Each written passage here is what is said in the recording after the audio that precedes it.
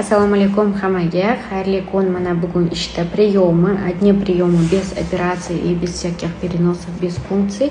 Насыщенный kun bo'lyapti. И между приемами sizlarga bugun patsientkamni istoriyasini aytib beraman, chunki bunaqa holat juda ham ko'p. И menga именно bitta truba bilan homilador bo'la olamanmi degan savollar juda ham ko'p keladi. Keyingi storiesda, конечно, раз на раз не приходится. Hammani organizmi individualniy. Kimga qanaqa organizmi reaksiya beradi, я имею в виду эффект, это беременность bo'ladi yo'q, bu hammasi Allohdan birinchi o'rinda и sizni organizmingizga bog'liq. И hamma условияlarga за то, что вы создадите. Вообще sizlar bilan Xudo xolasa ertaga homiladorlikka tayyorlanayotganda ko'proq nimalarga ayol emas, para e'tibor berish kerak. Shu